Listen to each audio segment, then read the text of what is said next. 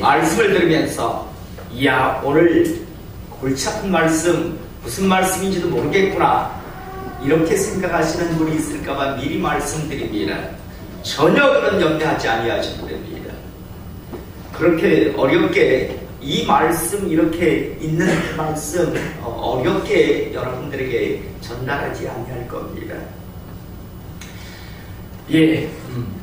하나님의 말씀인 욥기서를 보면요, 욥이 극심한 어려움을 당하자 욥의 어려운 그런 상황을 들은 세 명의 친구인 엘리바스, 빌다, 소발이라고 하는 친구들, 세 명의 친구가요, 욥을 위로하고 권면을 하겠다라고 멀리서부터 찾아옵니다. 이후 이 세 사람, 엘리바스, 빌다, 소발이 욥에게 하는 말을 들어보면요, 가장 먼저 엘리바스는 무엇이라고 이야기하는가 하면 욥에게 자신의 경험을 들어서 욥이 겪고 있는 극심한 어려움은 욥이 지금까지 살면서 지었던 죄 때문이라고 하면서 회개하라고 이야기합니다. 또 두 번째로 빌닷이라고 하는 사람은 무엇이라고 욥에게 이야기하는가 하면 지금까지 자기가 살아왔던 그러한 경험과 전례를 들어서 욥이 지금 당하고 있는 극도의 어려움은 욥이 하나님께 범죄하고 그 죄를 스스로 인정하지 않기 때문에 지금 받고 있는 그런 어려움이라고, 당하고 있는 어려움이라고, 하나님께 자신의 죄를 빨리 인정하라고 권면하는 것을 우리가 보게 됩니다. 그래서 우리가 잘 아는 욥기서 8장 7절의 말씀 같은 경우에 내 시작은 미약하나 나중은 장대하리라 라는 이 말씀은 빌닷이 욥에게 하는 말 중에 빨리 죄를 인정해라, 인정하면, 그래서 하나님 앞에 고백하면 하나님께서 비록 네가 지금은 이렇게 미약하지만 다시 회복시켜서 창대하게 하실 것이다 라는 그런 의미의 말씀입니다. 또 세 번째로 소발이라고 하는 이 사람은요, 욥에게 무엇이라고 말하는가 하면 욥아, 네가 지금 당하고 있는 그 큰 극심한 어려움은 요즘으로 말하자면 교리적인 것, 신학적인 접근을 통해서 그래도 네가 지금까지 지은 죄보다는 그래도 그다지 큰 것 아니야. 생각해봐. 네가 얼마나 많은 살면서 죄를 졌는데 지금 네가 당하고 있는 어려움, 그거 어렵다는 것은 알지만 그래도 그건 네가 지은 죄보다는 적은 거니 그 고난 중에서 하나님을 불평 원망하지 말고 감사해라 라는 이런 의미의 말을 합니다. 사랑하는 성도 여러분, 이 세 명이 지금 욥에게 했던 말, 다시 말해서 네가 지금 죄를 지어서 그런 거니까 회개하면 돼. 두 번째 사람은 네가 죄를 지금 인정치 않잖아. 인정하라고. 인정하고 하나님 앞에 용서를 구하면 된다라고. 아니면 네가 비록 지금 힘들지만 네가 지은 죄보다는 그래도 그 힘과는 작은 거니 원망 불평하지 말고 감사해라 라는 이 말, 여러분 참 그럴듯해 보입니다. 그런데 과연 이 세 명이 지금 욥에게 하는 말들이 맞는 말이었을까요? 한마디로 그럴듯한 마음이지만 맞는 말은 아니었습니다. 왜냐하면 욥이 지금 당하고 있는 어려움은요, 욥이 죄를 지어서가 아니라 하나님의 허락하심에 의해서 시작된 그런 사탄의 시험이었습니다. 우리는 너무나 잘 알지 않습니까? 하나님께서 사탄에게 욥을 자랑하자 사탄이 이야기하지 않습니까? 아니 그가 잘 먹고 잘 사니까 지금 하나님을 잘 섬기는 거지, 그가 못 먹고 못 살면 그가 하나님을 그렇게 섬기겠습니까? 라고 사탄이 이야기하니까 그 그러면 그를 시험해 보라라고 하나님께서 허락을 해 주십니다. 아마 하나님도 자신이 있으셨던 것 같습니다. 그러자 사탄이 가서 한순간에 욥의 자식과 욥의 재물을 다 거두어 가버립니다. 사탄은 기대했을 겁니다. 분명히 욥은 이제 하나님을 원망할 것이다라고. 그런데 욥은요, 주신이도 하나님이시고 거두어 가시니도 하나님이신데 하나님을 찬양할지니라 라고 하면서 하나님을 원망하지 않습니다. 하나님께서 사탄에게 이야기하죠. 보았지, 욥은 나를 정말 경외하는 자야 라고 이야기하자 사탄이 또다시 이야기합니다. 아니, 그가 물질을 잃고 그 자식을 잃었지만 그래도 그 개인적인 자신에게는 어떤 어려움이 없어서 원망하지 않는 것이지, 자신에게, 본인에게 정말 어려움이 생기면 원망할걸요, 요즘 말로요. 이렇게 또다시 이야기하자 그러면 생명은 건들지 마라, 욥의 생명은 건들지 말고 그를 시험해보라라고 이야기합니다. 그러자 그의 온몸에 악창이 나기 시작한대요.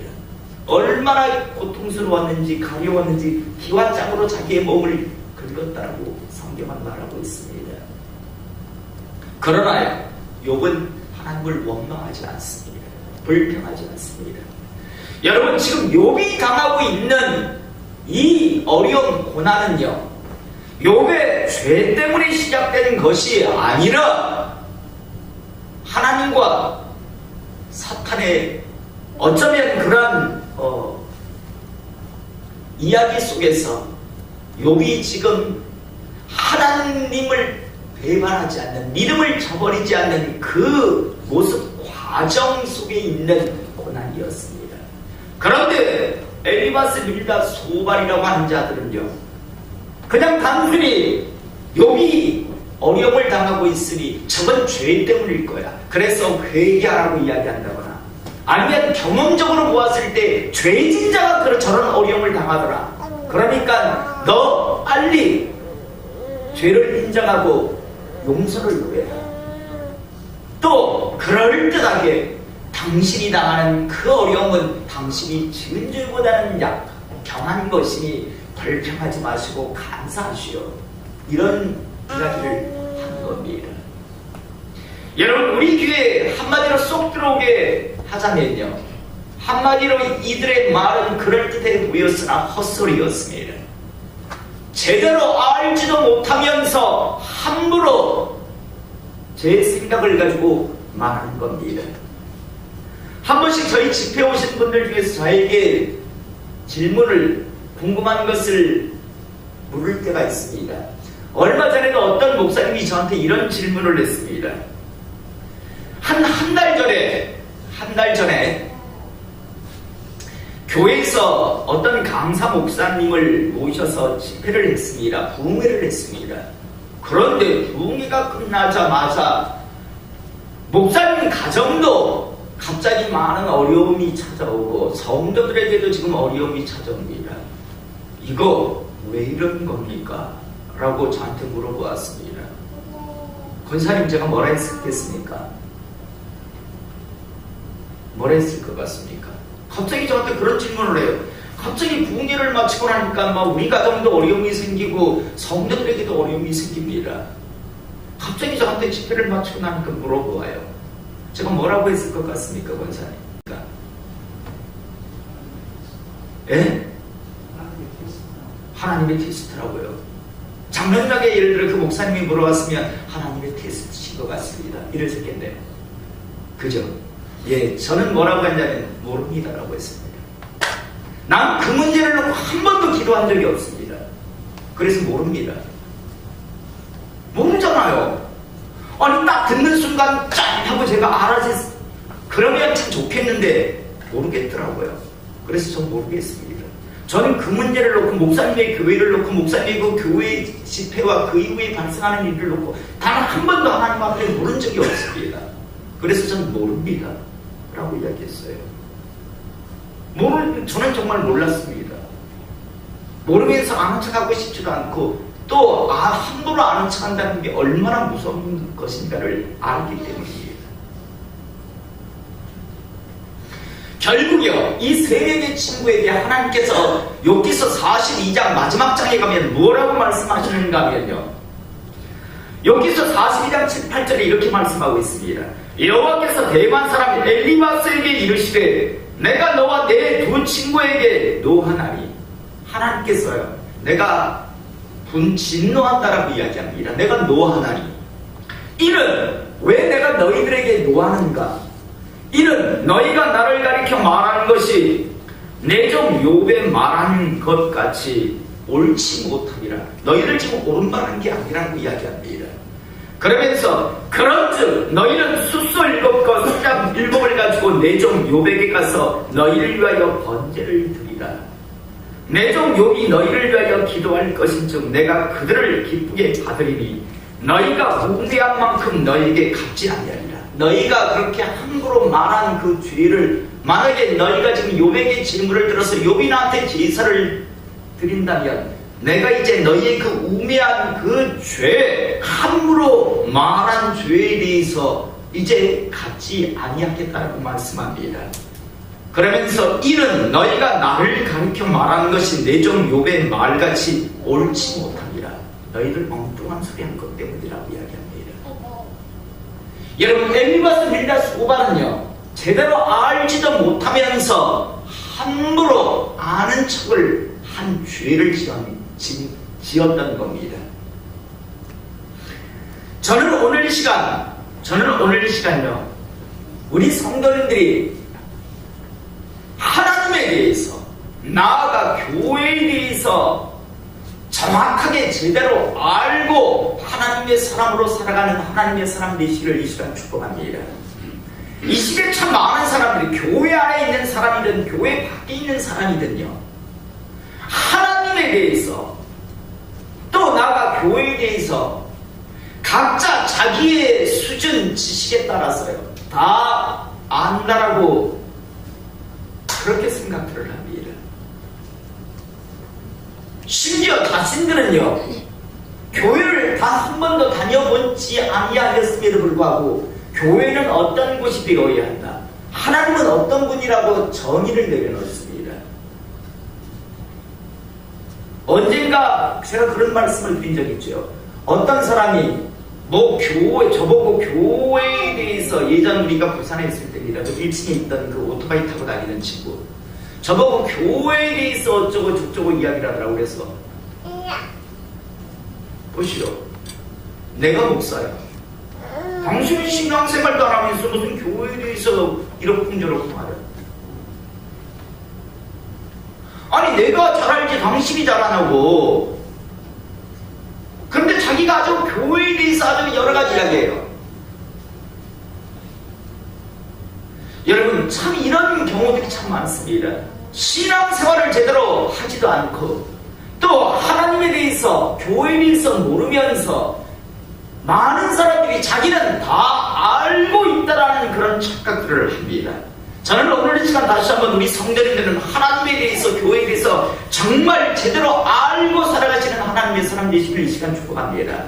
특별히 오늘 이 시간은 교회란 어떤 곳인가를 여러분들이 알기를 원합니다. 여러분, 교회라는 곳은요, 헬라어로 에클레시아 이런 이야기를 하지 않겠습니다. 간단하게 하나님의 임재가 있어야 교회됨을 믿으시기 바랍니다. 그곳에 하나님의 임재가 없다면 아무리 대리석으로 잘 지어놨어도 그것은 교회가 아닙니다. 그러나 그곳에 하나님의 임재하심이 있고, 그리고 그 하나님을 경외하는 두세 사람이 모여있으면 그건 교회됨을 우리가 잊지 않기를 이 시간 소원합니다. 여러분, 그렇다면 구약시대 하나님이 임재했던 장소가 어디였을까요? 성막이었습니다.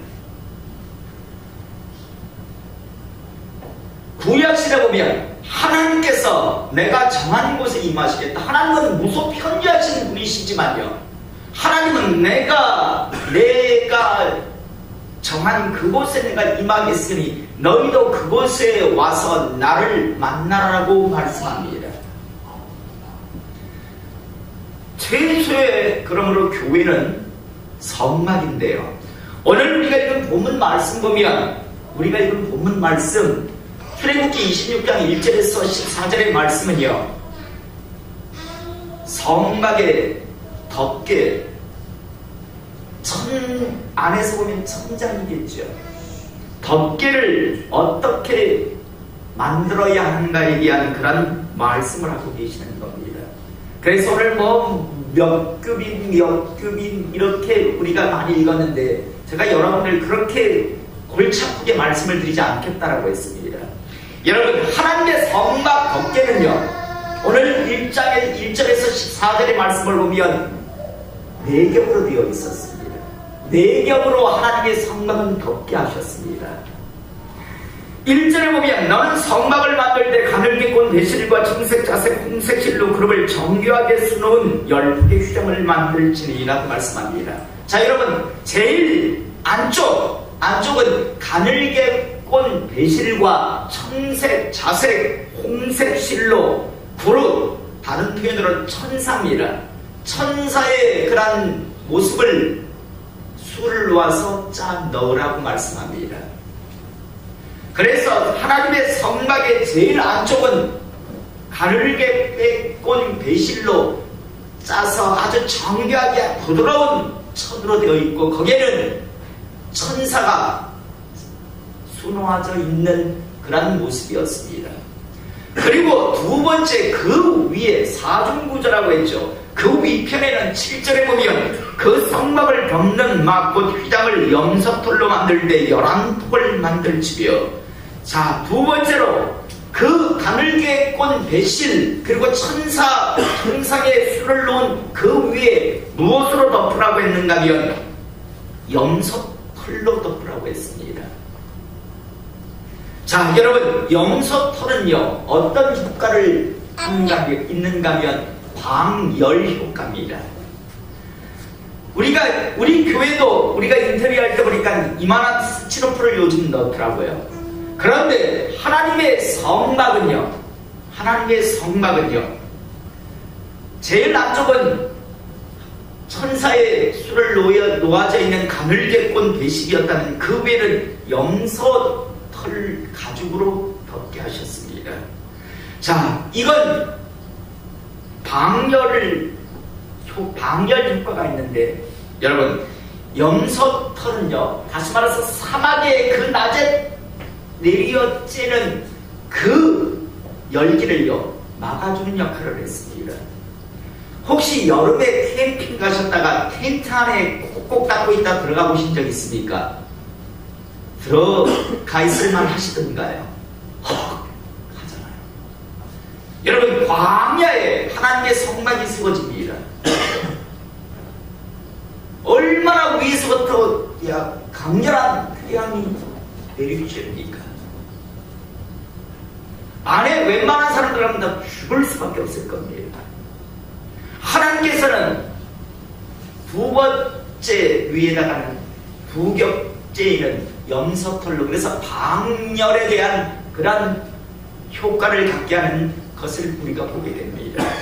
그 다음 세 번째로 14절 상반절을 보면 붉은 물들인 숫양의 가죽으로 막의 덮개를 만들고 라고 되어 있습니다. 세 번째는요. 자 제일 아래는 가늘게 꼰 배실로 청색, 자색, 홍색의 그런 실로 천사의 그림이 순놓아져 있는 것이 제일 안쪽입니다. 그 위에는 염소털 가죽으로 휘어놨습니다. 열을 지금 막고 있습니다. 그 위에 세 번째 밑에서부터 보면 이제 세 번째죠. 세 번째는 숫양의 가죽으로 그 다시 위를 덮으라고 했습니다. 여러분 양은 우리가 잘 알다시피 보온 효과를 나타냅니다. 양모라고 우리가 이야기하죠. 좋은 옷을 양모라고 하잖아요. 양털로 지은 옷이 따뜻하다고 하잖아요. 이 수량의 가죽은 어떤 효과를 하냐면 보온 효과가 있습니다. 다시 말해서 이 이스라엘이라고 하는 땅은요, 광야는요, 낮에는 어마어마하게 40도, 50도에 육박하는 뜨거운 열기가 내리쬐지만요, 밤이 되면 영하로 떨어집니다. 어마어마하게 춥습니다. 그런데 이 수장의 가죽은요, 보온의 역할을 합니다. 그러니까 그 안에 있어도 모든 추위를, 냉기를 막아주게 되어 있습니다. 자, 그 다음 마지막 네 번째로 14절 하반절을 보면 해달의 가죽으로 그 윗덮개를 만들진대라. 제일 밑편에는 해달의 가죽으로 덮게 하였습니다. 여러분, 해달의 가죽은 무슨 효과가 있을까요? 무슨 효과? 방수 효과예요. 다시 말해서 우기 때 요단강이 막 범람할 정도로 어마어마한 비가 순식간에 퍼붓습니다. 아무리 비가 와도 위에서 물이 뚝뚝뚝뚝 떨어질 리가 없습니다. 왜? 제일 위에는 해달의 가죽으로 완전히 방수가 되어 있기 때문에. 여러분, 가장 완벽하지 않습니까? 안에는 가늘게 꼰 배실과 아름다운 청색, 자색, 홍색 실로 천사의 모습이 수가 놓여져 있습니다. 그 위에는 영서털로 방열에 완전히 열을 차단하고 있고, 또 그 위에는 냉기가 빠져나가지 않게 수장의 가죽으로 보온하고 있고, 제일 위에는 해달의 가죽으로 완전히 방수, 다시 말해서 지하물이 누가 퍼부어도요 물 한 방울 들어오지 않게 하나님의 성막은 이렇게 지어져 있었습니다. 자, 여러분, 여기서 오늘 우리가 함께 은혜를 나누기를 원하는 것, 안에서 보면 무엇만 보였을까요? 성막 안에 들어가 있는 사람, 하나님의 성막에 들어가서 위를 본다면 무엇이 보였을까요? 무엇이 보였을까요? 예? 해달의 가죽, 염소털 가죽, 아니면 수장의 가죽이 보였을까요? 아니면 그 안에 들어가면 아름답게 수놓은 천사의 그림이 있는 가늘게 꼰 배실이 보였을까요? 천장이 보였을까요? 무엇이 보였을까요?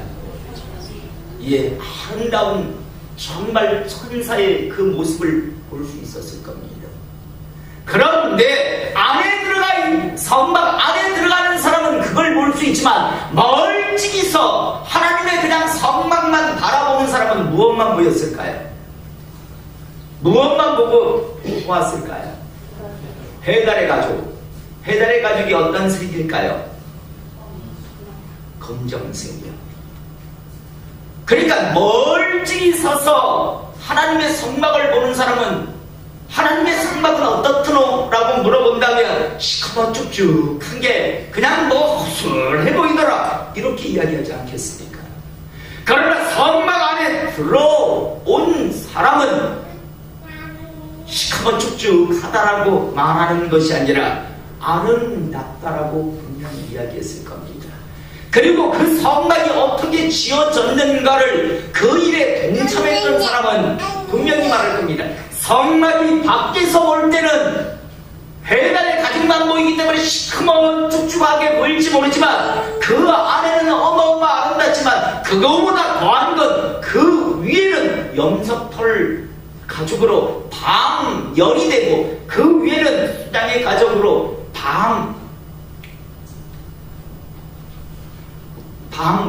갑자기 이게 보온이 되게 되어 있다라고. 완벽한 하나님의 전이라고 그렇게 이야기했을 겁니다. 여러분, 아는 만큼 어디서 있는가에 따라서 말하는 것이, 아는 것이, 지식이 달라질 수 있다는 겁니다. 저는 오늘 시간 우리 성도님들이요, 구약시대로 말하면 멀찍이 서서 해달의 가죽이라 보는 그런 사람이 되지 않기를 이 시간 축복합니다. 할 수만 있다면 하나님의 성막 안에서 볼 수 있는 하나님의 사람 되실 수 있기를 원합니다. 이런 생각을 하시는 분이 있을지 모르겠습니다. 아이, 구약시대는 아무나 못 들어가는데, 예, 이 신약시대는 가능합니다. 여러분, 신약시대는 대제사장의 시대라고 표현하잖아요. 누구나 이제 예수 그리스도께서 십자가에 달리시면서 휘장을 찢어주셨기 때문에요. 이제 누구나 이제 하나님의 교회 안에서 얼마든지 하나님을 만날 수 있게 되었습니다. 중요한 건 교회 밖에서 서성거릴 것인가, 아니면 교회 안으로 완전히 들어와서 정말 하나님을 만날 것인가. 이것이 하나님을 얼마나 알고 얼마나 깊이 체험하는가의 그런 관건이 될 겁니다.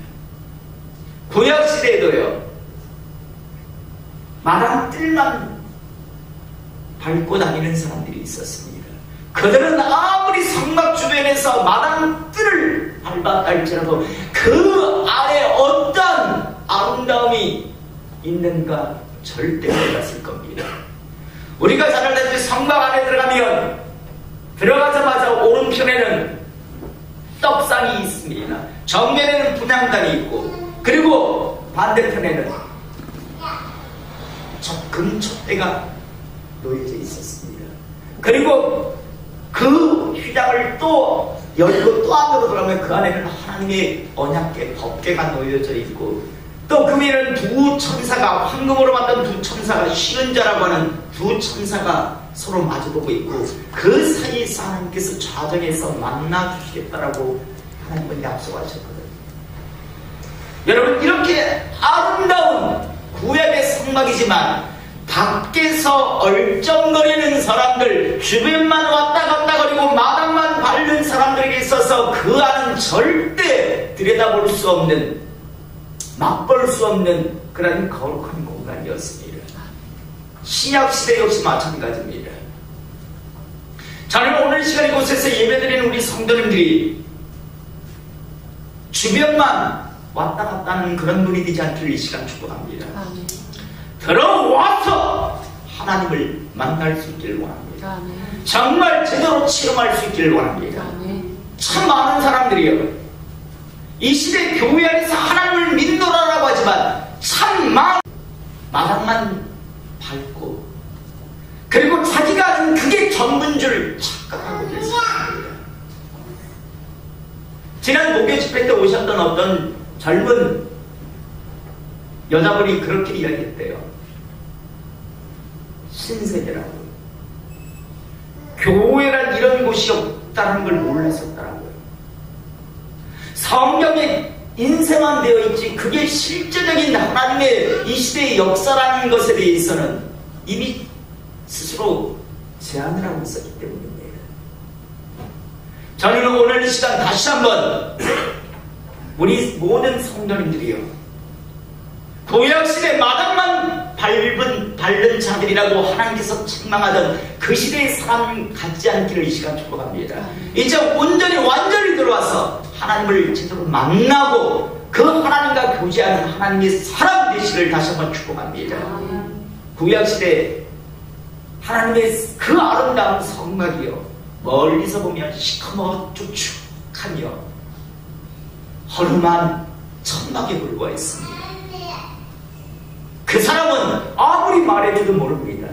그러나 그 안에 들어와 본 사람은, 이야, 하나님의 성막이 이토록 아름다운 것이구나, 하나님의 인재의 장소가 이토록 거룩한 곳이구나 하는 것을 알게 되었을 것이고, 또 그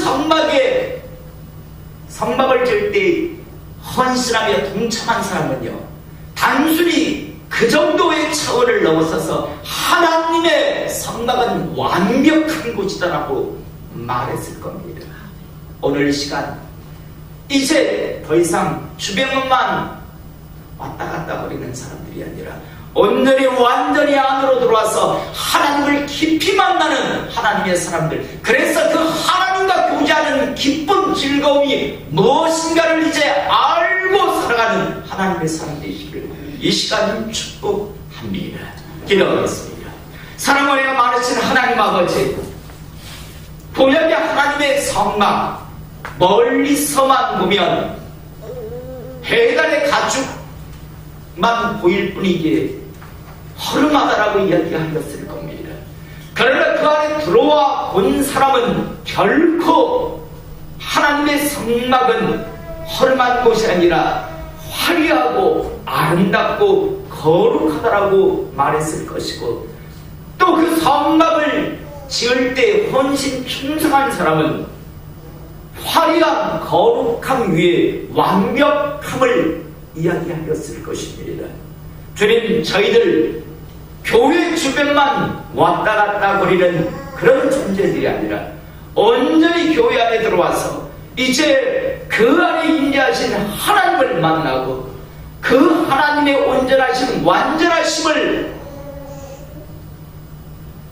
경험하는 당신의 종들 되게 하여 주시옵소서. 모든 것 예수 그리스도의 이름으로 기도드리옵나이다. 아멘. 찬송가 438장 부르시면서 드린 예물 원하겠습니다.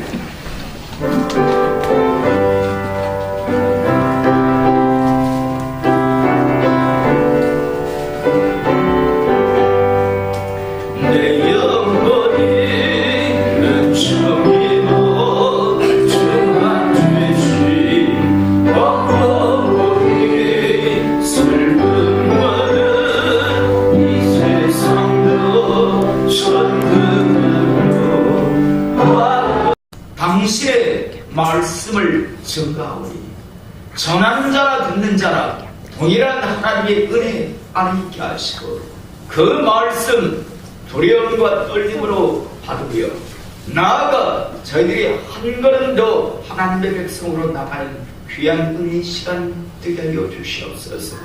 예배 진행 속에 성령 하나님의 운행 통치하심을 통한 치유와 회복의 역사 있음을 믿사오며 모든 것 예수 그리스도의 이름으로 기도드리옵나이다.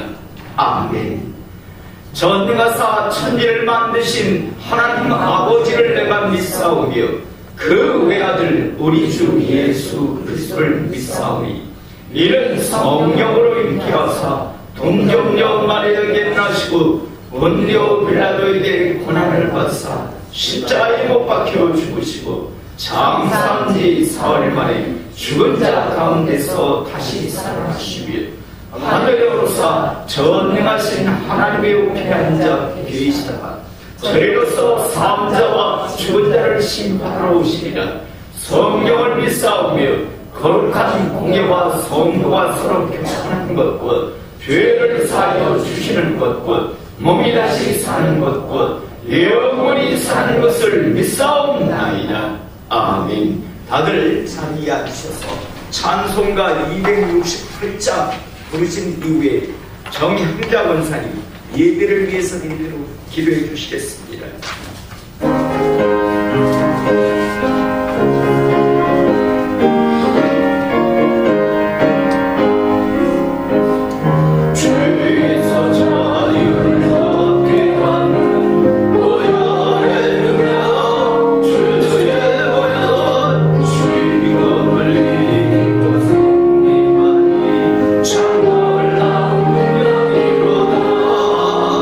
주의 보혈 능력이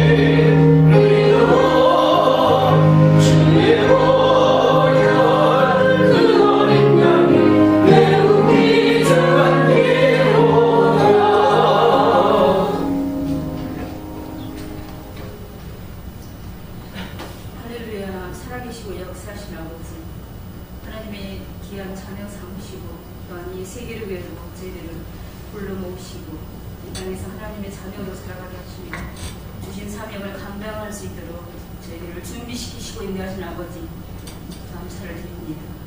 오늘도 우리를 세상 가운데서 지켜주셔서 하나님의 전에 나와 함께 예배드리게 하신 아버지, 이 예배가 아버지 앞에 연락드려지는 예배되기를 원합니다. 먼 날 하나님이 기억하신 바에는 그 예배로서 우리가 하나님께 영광을 돌리기를 원합니다. 오늘도 세우신 주의 성을 통해서 하나님의 말씀이 이전에 선포될 때 우리가 그 말씀을 믿음으로 순종함으로 받게 하시고 그 말씀을 의지하여 나아갈 때 악한 것들과 대적하여 늘 승리케 하시며 아버지 앞에 여호와의 니시 깃발을 휘날릴 수 있는 하나님의 군사들 될 수 있도록 이 교회를 하나님 군대 삼아 주시옵고 아버지 이 시대의 악한 것들과 싸워 이기며 하나님의 살아계심을 증거하며 이 시대의 성령의 역사들을 이 전을 통해서 나타내 주시옵기를 원합니다. 또한 하나님을 갈망하는 자들이 이 전으로 불러 모아 주시옵고 이 전에서 하나님 만나 주시어서 우리의 삶이 하나님 앞에 영광을 돌릴 수 있는 삶이 될 수 있도록 각자의 그 삶들을 주관하시고 인도하여 주시옵기를 원합니다. 또한 이 마지막 때 이 교회가 이제 하나님의 그 귀한 그 구원의 방주의 역할을 온전히 감당할 수 있도록 아버지 저희들을 먼저 준비시키시고 인도하셨사오니 이를 힘있게 감당해 갈 수 있도록 온 세계로 교회가 하나 될 수 있도록 아버지 붙들어 주시옵고 늘 말씀을 의지하며 나아갈 수 있도록 저희들 부족함을 채우시고 날마다 붙드시고 인도하옵소서.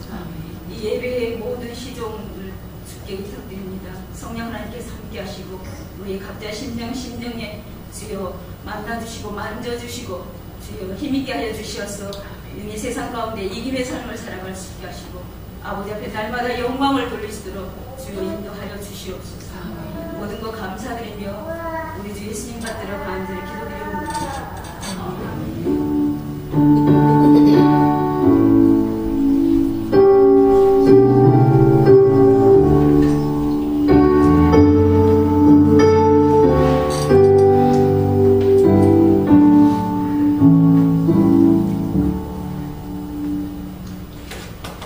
하나님의 말씀 출애굽기 26장 1절에서 14절까지 말씀 제가 봉독해 오도록 하겠습니다. 오늘 보실 하나님의 말씀은 출애굽기 26장 1절에서 14절까지 말씀입니다.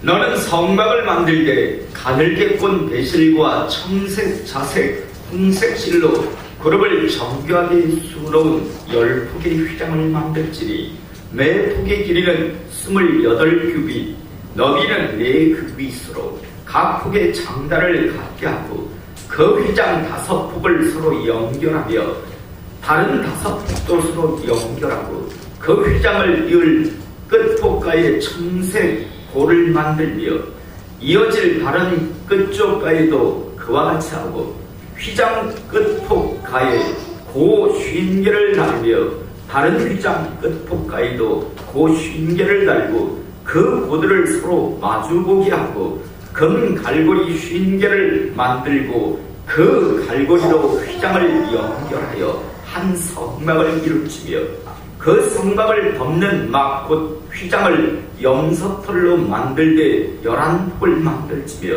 각 폭의 길이는 30규빗, 너비는 4규빗으로 11폭의 길이를 갖게 하고 그 휘장 5폭을 서로 연결하며 또 6폭을 서로 연결하고 그 6째 폭 절반은 성막 전면에 접어들이우고 휘장을 이을 끝폭가에 고 50개를 달겨 다른 이을 끝폭가에도 고 50개를 달고 놋갈고리 50개를 만들고 그 갈고리로 그 굴을 꿰어 연결하여 한 막이 되게 하고 그 막 곧 휘장의 그 나머지 반폭은 성막 위에 늘어뜨리고 막 곧 휘장의 길이에 남은 것은 이쪽에 한 규빗 저쪽에 한 규빗씩 성막 좌우 양쪽에 덮어 늘어뜨리고 붉은 물들인 숫양의 가죽으로 막의 덮개를 만들고 해달의 가죽으로 그 윗덮개를 만들지니라.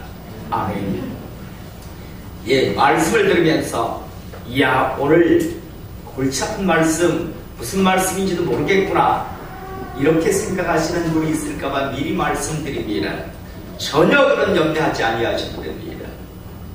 그렇게 어렵게 이 말씀, 이렇게 있는 그 말씀 어렵게 여러분들에게 전달하지 아니할 겁니다. 예, 하나님의 말씀인 욥기서를 보면요, 욥이 극심한 어려움을 당하자 욥의 어려운 그런 상황을 들은 세 명의 친구인 엘리바스, 빌다, 소발이라고 하는 친구들, 세 명의 친구가요, 욥을 위로하고 권면을 하겠다라고 멀리서부터 찾아옵니다. 이후 이 세 사람, 엘리바스, 빌다, 소발이 욥에게 하는 말을 들어보면요, 가장 먼저 엘리바스는 무엇이라고 이야기하는가 하면, 욥에게 자신의 경험을 들어서 욥이 겪고 있는 극심한 어려움은 욥이 지금까지 살면서 지었던 죄 때문이라고 하면서 회개하라고 이야기합니다. 또 두 번째로 빌닷이라고 하는 사람은 무엇이라고 욥에게 이야기하는가 하면, 지금까지 자기가 살아왔던 그러한 경험과 전례를 들어서 욥이 지금 당하고 있는 극도의 어려움은 욥이 하나님께 범죄하고 그 죄를 스스로 인정하지 않기 때문에 지금 받고 있는 그러한 어려움이라고, 당하고 있는 어려움이라고, 하나님께 자신의 죄를 빨리 인정하라고 권면하는 것을 우리가 보게 됩니다. 그래서 우리가 잘 아는 욥기서 8장 7절의 말씀 같은 경우에 내 시작은 미약하나 나중은 장대하리라 라는 이 말씀은 빌닷이 욥에게 하는 말 중에, 빨리 죄를 인정해라, 인정하면, 그래서 하나님 앞에 고백하면 하나님께서 비록 네가 지금은 이렇게 미약하지만 다시 회복시켜서 창대하게 하실 것이다 라는 그런 의미의 말씀입니다. 또 세 번째로 소발이라고 하는 이 사람은요, 욥에게 무엇이라고 말하는가 하면, 욥아, 네가 지금 당하고 있는 그 큰 극심한 어려움은 요즘으로 말하자면 교리적인 것, 신학적인 접근을 통해서 그래도 네가 지금까지 지은 죄보다는 그래도 그다지 큰 것 아니야. 생각해봐. 네가 얼마나 많은 살면서 죄를 졌는데 지금 네가 당하고 있는 어려움, 그거 어렵다는 것은 알지만 그래도 그건 네가 지은 죄보다는 적은 거니 그 고난 중에서 하나님을 불평 원망하지 말고 감사해라 라는 이런 의미의 말을 합니다. 사랑하는 성도 여러분, 이 세 명이 지금 욥에게 했던 말, 다시 말해서 네가 지금 죄를 지어서 그런 거니까 회개하면 돼.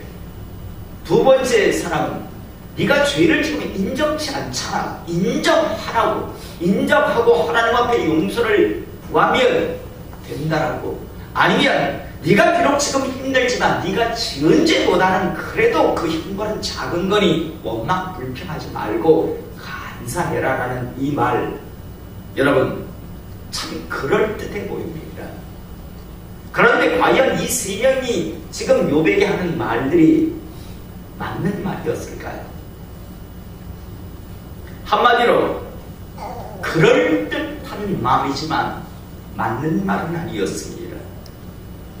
왜냐하면 욥이 지금 당하고 있는 어려움은요, 욥이 죄를 지어서가 아니라 하나님의 허락하심에 의해서 시작된 그런 사탄의 시험이었습니다. 우리는 너무나 잘 알지 않습니까? 하나님께서 사탄에게 욥을 자랑하자 사탄이 이야기하지 않습니까?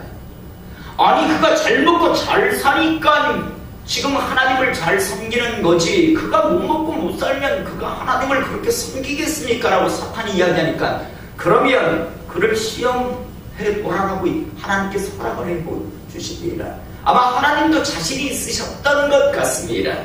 그러자 사탄이 가서 한순간에 욥의 자식과 욥의 재물을 다 거두어 가버립니다. 사탄은 기대했을 겁니다. 분명히 욥은 이제 하나님을 원망할 것이다라고. 그런데 욥은요, 주시니도 하나님이시고 거두어 가시니도 하나님이신데 하나님을 찬양할지니라 라고 하면서 하나님을 원망하지 않습니다. 하나님께서 사탄에게 이야기하죠. 보았지, 욥은 나를 정말 경외하는 자야 라고 이야기하자 사탄이 또다시 이야기합니다. 아니, 그가 물질을 잃고 그 자식을 잃었지만 그래도 그 개인적인 자신에게는 어떤 어려움이 없어서 원망하지 않는 것이지, 자신에게, 본인에게 정말 어려움이 생기면 원망할걸요, 요즘 말로요. 이렇게 또다시 이야기하자, 그러면 생명은 건들지 마라, 욥의 생명은 건들지 말고 그를 시험해보라라고 이야기합니다. 그러자 그의 온몸에 악창이 나기 시작합니다. 얼마나 고통스러웠는지, 가려웠는지 기와장으로 자기의 몸을 긁었다라고 성경은 말하고 있습니다. 그러나 욥은 하나님을 원망하지 않습니다. 불평하지 않습니다. 여러분, 지금 욥이 당하고 있는 이 어려운 고난은요, 욥의 죄 때문에 시작된 것이 아니라 하나님과 사탄의 어쩌면 그런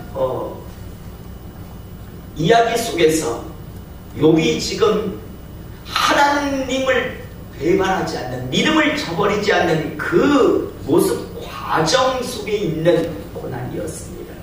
그런데 엘리바스, 빌닷, 소발이라고 하는 자들은요, 그냥 단순히 욥이 어려움을 당하고 있으니 저건 죄 때문일 거야, 그래서 회개하라고 이야기한다거나, 아니면 경험적으로 보았을 때 죄진 자가 저런 어려움을 당하더라, 그러니까 너 빨리 죄를 인정하고 용서를 구해라.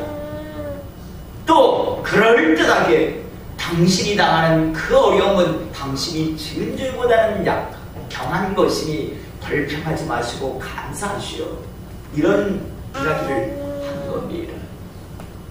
여러분, 우리 교회에 한마디로 쏙 들어오게 하자면요, 한마디로 이들의 말은 그럴듯해 보였으나 헛소리였습니다. 제대로 알지도 못하면서 함부로 제 생각을 가지고 말하는 겁니다. 한 번씩 저희 집회 오신 분들 중에서 저에게 질문을, 궁금한 것을 물을 때가 있습니다. 얼마 전에는 어떤 목사님이 저한테 이런 질문을 했습니다. 한 달 전에 교회에서 어떤 강사 목사님을 모셔서 집회를 했습니다. 부흥회를 했습니다. 그런데 부흥회가 끝나자마자 목사님 가정도 갑자기 많은 어려움이 찾아오고 성도들에게도 지금 어려움이 찾아옵니다. 이거 왜 이런 겁니까? 라고 저한테 물어보았습니다. 권사님, 제가 뭐라 했겠습니까? 뭐라 했을 것 같습니까? 갑자기 저한테 그런 질문을 해요. 갑자기 부흥회를 마치고 나니까 막 우리 가정도 어려움이 생기고 성도들에게도 어려움이 생깁니다. 갑자기 저한테 집회를 마치고 나니까 물어보아요. 제가 뭐라고 했을 것 같습니까, 권사님? 예? 하나님의 테스트라고요. 장면하게 예를 들어 그 목사님이 물어봤으면 하나님의 테스트신 것 같습니다, 이랬겠네요. 그죠? 예, 저는 뭐라고 했냐면 모릅니다라고 했습니다. 난 그 문제를 놓고 한 번도 기도한 적이 없습니다. 그래서 모릅니다. 모르잖아요. 아니, 딱 듣는 순간 짠 하고 제가 알아서 그러면 참 좋겠는데 모르겠더라고요. 그래서 전 모르겠습니다. 저는 그 문제를 놓고, 목사님의 교회를 놓고, 목사님의 그 교회 집회와 그 이후에 발생하는 일을 놓고 단 한 번도 하나님 앞에 물은 적이 없습니다. 그래서 저는 모릅니다 라고 이야기했어요. 저는 정말 몰랐습니다. 모르면서 아는 척하고 싶지도 않고, 또 함부로 아는 척한다는 게 얼마나 무서운 것인가를 알기 때문입니다. 결국요, 이 세 명의 친구에게 하나님께서 욥기서 42장 마지막 장에 가면 뭐라고 말씀하시는가 하면요, 욥기서 42장 7, 8절에 이렇게 말씀하고 있습니다. 여호와께서 대만 사람 엘리바스에게 이르시되 내가 너와 내 두 친구에게 노하나니, 하나님께서요, 내가 진노한다라고 이야기합니다. 내가 노하나니, 이는 왜 내가 너희들에게 노하는가? 이는 너희가 나를 가리켜 말하는 것이 내 종 욥의 말하는 것 같이 옳지 못함이라. 너희들 지금 옳은 말한 게 아니라고 이야기합니다. 그러면서 그런즉 너희는 숫소 7과 숫장 7을 가지고 내 종 욥에게 가서 너희를 위하여 번제를 드리라. 내 종 욥이 너희를 위하여 기도할 것인즉 내가 그들을 기쁘게 받으리니 너희가 우매한 만큼 너희에게 갚지 아니하리라. 너희가 그렇게 함부로 말한 그 죄를, 만약에 너희가 지금 욥에게 질문을 들어서 욥이 나한테 제사를 드린다면 내가 이제 너희의 그 우매한 그 죄, 함부로 말한 죄에 대해서 이제 갚지 아니하겠다고 말씀합니다. 그러면서 이는 너희가 나를 가르쳐 말하는 것이 내 종 욥의 말같이 옳지 못함이라. 너희들 엉뚱한 소리 한 것 때문이라고 이야기합니다. 여러분, 엘리바스 빌다스 고바는요, 제대로 알지도 못하면서 함부로 아는 척을 한 죄를 지었던 겁니다. 저는 오늘 이 시간요, 우리 성도님들이 하나님에 대해서, 나아가 교회에 대해서 정확하게 제대로 알고 하나님의 사람으로 살아가는 하나님의 사람 되시기를 이 시간 축복합니다. 이 시기에 참 많은 사람들이, 교회 안에 있는 사람이든 교회 밖에 있는 사람이든요, 하나님에 대해서 또 나아가 교회에 대해서 각자 자기의 수준 지식에 따라서요 다 안다라고 그렇게 생각들을 합니다. 심지어 자신들은요, 교회를 단 한 번도 다녀본지 아니하였음에도 불구하고 교회는 어떤 곳이 되어야 한다, 하나님은 어떤 분이라고 정의를 내려놓습니다. 언젠가 제가 그런 말씀을 드린 적이 있죠. 어떤 사람이 저보고 교회에 대해서, 예전 우리가 부산에 있을 때입니다. 그 1층에 있던 그 오토바이 타고 다니는 친구, 저보고 교회에 대해서 어쩌고 저쩌고 이야기를 하더라고. 그래서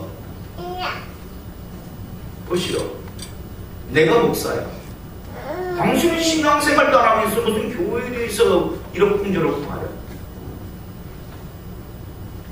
아니, 내가 잘 알지 당신이 잘 안 하고. 근데 자기가 아주 교회에 대해서 아주 여러 가지 이야기해요. 여러분, 참 이런 경우들이 참 많습니다.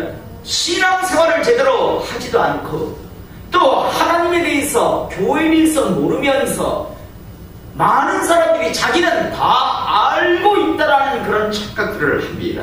저는 오늘 이 시간 다시 한번 우리 성도님들은 하나님에 대해서, 교회에 대해서 정말 제대로 알고 살아가시는 하나님의 사람 되시길 이 시간 축복합니다. 특별히 오늘 이 시간 교회란 어떤 곳인가를 여러분들이 알기를 원합니다. 여러분, 교회라는 곳은요, 헬라어로 에클레시아 이런 이야기를 하지 않겠습니다. 간단하게 하나님의 임재가 있어야 교회됨을 믿으시기 바랍니다. 그곳에 하나님의 임재가 없다면 아무리 대리석으로 잘 지어놨어도 그것은 교회가 아닙니다. 그러나 그곳에 하나님의 임재하심이 있고, 그리고 그 하나님을 경외하는 두세 사람이 모여있으면 그건 교회됨을 우리가 잊지 않기를 이 시간 소원합니다. 여러분, 그렇다면 구약시대 하나님이 임재했던 장소가 어디였을까요? 성막이었습니다. 구약시대 보면 하나님께서 내가 정한 곳에 임하시겠다. 하나님은 무소 편지하시는 분이시지만요, 하나님은 내가 정한 그곳에 내가 임하겠으니 너희도 그곳에 와서 나를 만나라고 말씀합니다.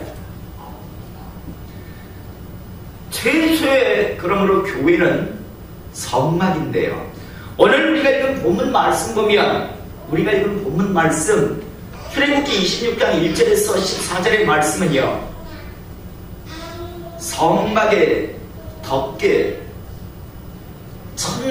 안에서 보면 천장이겠죠. 덮개를 어떻게 만들어야 하는가에 대한 그런 말씀을 하고 계시는 겁니다. 그래서 오늘 몇 급인 이렇게 우리가 많이 읽었는데, 제가 여러분을 그렇게 골치 아프게 말씀을 드리지 않겠다라고 했습니다. 여러분, 하나님의 성막 덮개는요, 오늘 1절에서 14절의 말씀을 보면 4겹으로 되어 있었습니다. 4겹으로 하나님의 성막은 덮게 하셨습니다. 1절에 보면 너는 성막을 만들 때 가늘게 꼰 배실과 청색, 자색, 홍색 실로 그룹을 정교하게 수놓은 10폭의 휘장을 만들지니라고 말씀합니다. 자, 여러분, 제일 안쪽은 가늘게 꼰 배실과 청색, 자색, 홍색 실로 그룹, 다른 표현으로는 천사입니다. 천사의 그런 모습을 수를 놓아서 짜 넣으라고 말씀합니다. 그래서 하나님의 성막의 제일 안쪽은 가늘게 꼰 배실로 짜서 아주 정교하게 부드러운 천으로 되어 있고, 거기에는 천사가 수놓아져 있는 그런 모습이었습니다. 그리고 두 번째, 그 위에 사중구조라고 했죠. 그 위편에는 7절에 보면 그 성막을 덮는 막 곧 휘장을 염소털로 만들 때 11폭을 만들지며, 자, 두 번째로 그 가늘게 꼰 배실 그리고 천사 형상의 수를 놓은 그 위에 무엇으로 덮으라고 했는가 하면 염소털로 덮으라고 했습니다. 자, 여러분, 염소털은요 어떤 효과를 있는가 하면 광열 효과입니다. 우리 교회도 우리가 인테리어 할 때 보니까 이만한 스티로폼을 요즘 넣더라고요. 그런데 하나님의 성막은요, 제일 안쪽은 천사의 수를 놓아져 있는 가늘게 꼰 배실이었다면 그 위에는 염소털 가죽으로 덮게 하셨습니다. 자, 이건 방열 효과가 있는데, 여러분, 염소털은요, 다시 말해서 사막의 그 낮에 내리어지는 그 열기를요 막아주는 역할을 했습니다. 혹시 여름에 캠핑 가셨다가 텐트 안에 꼭꼭 닫고 있다 들어가 보신 적 있습니까? 들어가 있을만 하시던가요? 하잖아요. 여러분, 광야에 하나님의 성막이 세워집니다. 얼마나 위에서부터 강렬한 태양이 내리십니까? 안에 웬만한 사람들은 다 죽을 수밖에 없을 겁니다. 하나님께서는 두 번째 위에다가는 두 겹째에는 염소털로, 그래서 방열에 대한 그런 효과를 갖게 하는 것을 우리가 보게 됩니다. 그 다음 세 번째로 14절 상반절을 보면 붉은 물들인 숫양의 가죽으로 막의 덮개를 만들고 라고 되어 있습니다. 세 번째로는요, 자, 제일 아래는 가늘게 꼰 배실로 청색, 자색, 홍색의 그런 실로 천사의 그림이 순놓아져 있는 것이 제일 안쪽입니다. 그 위에는 염소털 가죽으로 휘어놨습니다. 열을 지금 막고 있습니다. 그 위에 세 번째, 밑에서부터 보면 이제 세 번째죠. 세 번째는 숫양의 가죽으로 그 다시 위를 덮으라고 했습니다. 여러분, 양은 우리가 잘 알다시피 보온 효과를 나타냅니다. 양모라고 우리가 이야기하죠. 좋은 옷을 양모라고 하잖아요. 양털로 지은 옷이 따뜻하다고 하잖아요. 이 수량의 가죽은 어떤 효과를 하냐면 보온 효과가 있습니다. 다시 말해서 이 이스라엘이라고 하는 땅은요, 광야는요, 낮에는 어마어마하게 40도, 50도에 육박하는 뜨거운 열기가 내리쬐지만요, 밤이 되면 영하로 떨어집니다. 어마어마하게 춥습니다. 그런데 이 수량의 가죽은요, 온의 역할을 합니다. 그러니까 그 안에 있어도 모든 추위를, 냉기를 막아주게 되어 있습니다.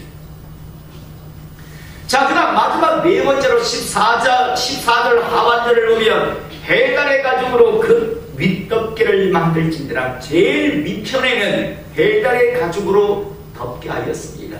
여러분, 해달의 가죽은 무슨 효과가 있을까요? 무슨 효과? 방수 효과예요. 다시 말해서 우기 때 요단강이 막 범람할 정도로 어마어마한 비가 순식간에 퍼붓습니다. 아무리 비가 와도 위에서 물이 뚝뚝뚝뚝 떨어질 리가 없습니다. 왜? 제일 위에는 해달의 가죽으로 완전히 방수가 되어 있기 때문에. 여러분, 가장 완벽하지 않습니까? 안에는 가늘게 꼰 배실과 아름다운 청색, 자색, 홍색실로 천사의 모습이 수가 놓여져 있습니다. 그 위에는 영서폴로 방열의 완전히 열을 차단하고 있고, 또 그 위에는 냉기가 빠져나가지 않게 수장의 가죽으로 보온하고 있고, 제일 위에는 해달의 가죽으로 완전히 방수, 다시 말해서 지하물이 누가 퍼부어도요 물 한 방울 들어오지 않게 하나님의 성막은 이렇게 지어져 있었습니다. 자, 여러분,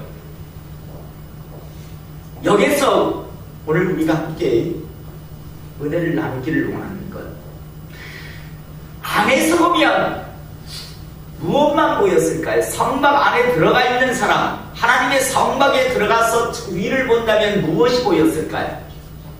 무엇이 보였을까요? 예? 해달의 가죽, 염소털 가죽, 아니면 수장의 가죽이 보였을까요? 아니면 그 안에 들어가면 아름답게 수놓은 천사의 그림이 있는 가늘게 꼰 배실이 보였을까요? 천장이 보였을까요? 무엇이 보였을까요? 예, 아름다운 정말 천사의 그 모습을 볼 수 있었을 겁니다. 그런데 안에 들어가 성막 안에 들어가는 사람은 그걸 볼 수 있지만 멀찍이서 하나님의 그냥 성막만 바라보는 사람은 무엇만 보였을까요? 무엇만 보고 보았을까요? 해달의 가죽. 해달의 가죽이 어떤 색일까요? 검정색이요.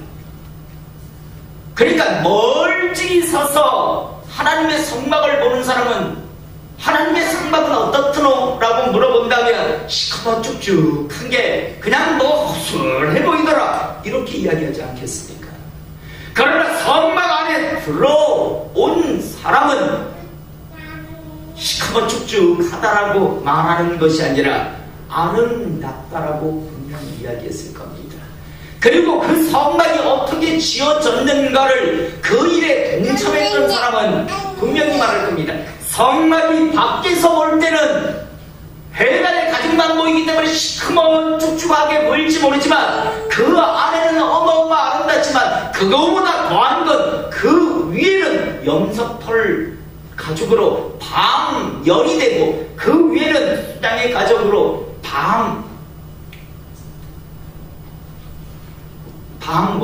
갑자기 이게 보온이 되게 되어 있다라고. 완벽한 하나님의 전이라고 그렇게 이야기했을 겁니다.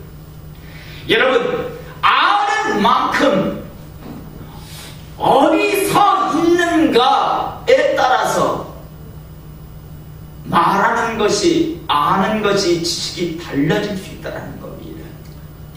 저는 오늘 이 시간 우리 성도님들이요, 구약시대로 말하면 멀찍이 서서 해달의 가죽이나 보는 그런 사람이 되지 않기를 이 시간 축복합니다. 할 수만 있다면 하나님의 성막 안에서 볼 수 있는 하나님의 사람 되실 수 있기를 원합니다. 이런 생각을 하시는 분이 있을지 모르겠습니다. 구약시대는 아무나 못 들어가는데, 예, 이 신약시대는 가능합니다. 여러분, 신약시대는 대제사장의 시대라고 표현하잖아요.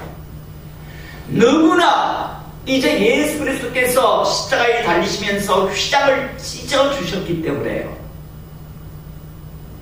이제 누구나 이제 하나님의 교회 안에서 얼마든지 하나님을 만날 수 있게 되었습니다. 중요한 건 교회 밖에서 서성거릴 것인가, 아니면 교회 안으로 완전히 들어와서 정말 하나님을 만날 것인가. 이것이 하나님을 얼마나 알고 얼마나 깊이 체험하는가의 그런 관건이 될 겁니다. 구약시대에도요, 마당 뜰만 밟고 다니는 사람들이 있었습니다.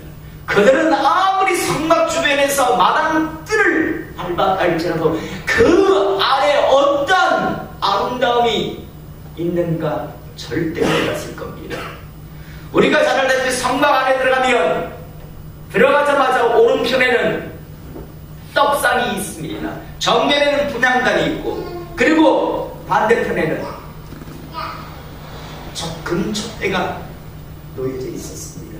그리고 그 휘장을 또 열고 또 안으로 들어가면 그 안에는 하나님의 언약궤, 법궤가 놓여져 있고, 또 그 위에는 두 천사가, 황금으로 만든 두 천사가, 시은자라고 하는 두 천사가 서로 마주보고 있고, 그 사이에서 하나님께서 좌정에서 만나 주시겠다라고 하나님은 약속하셨거든요. 여러분, 이렇게 아름다운 구약의 성막이지만 밖에서 얼쩡거리는 사람들, 주변만 왔다 갔다 거리고 마당만 밟는 사람들에게 있어서 그 안은 절대 들여다볼 수 없는, 맛볼 수 없는 그런 거룩한 공간이었습니다. 신약시대 역시 마찬가지입니다. 저는 오늘 시간 이곳에서 예배드리는 우리 성도님들이 주변만 왔다 갔다 하는 그런 분이 되지 않기를 이 시간 축복합니다. 아멘. 들어와서 하나님을 만날 수 있기를 원합니다. 아멘. 정말 제대로 체험할 수 있기를 원합니다. 아멘. 참 많은 사람들이요, 이 시대 교회 안에서 하나님을 믿노라라고 하지만 참 마당만 밟고, 그리고 자기가 아는 그게 전부인 줄 착각하고 있습니다. 지난 목요 집회 때 오셨던 어떤 젊은 여자분이 그렇게 이야기했대요. 신세계라고, 교회란 이런 곳이 없다는 걸 몰랐었더라고요. 성경에 인쇄만 되어 있지 그게 실제적인 하나님의 이 시대의 역사라는 것에 대해서는 이미 스스로 제안을 하고 있었기 때문입니다. 저는 오늘 이 시간 다시 한번 우리 모든 성도님들이요, 구약시대 마당만 밟는 자들이라고 하나님께서 책망하던 그 시대의 사람 같지 않기를 이 시간 축복합니다. 이제 온전히 완전히 들어와서 하나님을 제대로 만나고 그 하나님과 교제하는 하나님의 사람 되시를 다시 한번 축복합니다.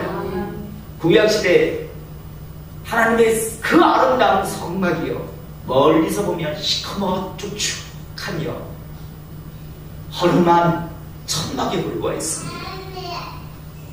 그 사람은 아무리 말해줘도 모릅니다. 그러나 그 안에 들어와 본 사람은, 이야, 하나님의 성막이 이토록 아름다운 것이구나, 하나님의 임재의 장소가 이토록 거룩한 곳이구나 하는 것을 알게 되었을 것이고, 또 그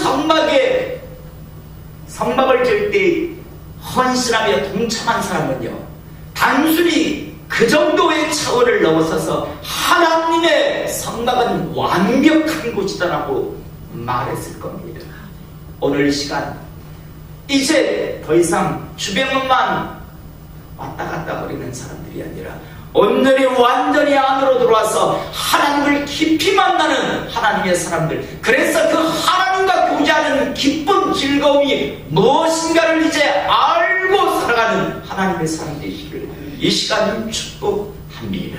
기도하겠습니다.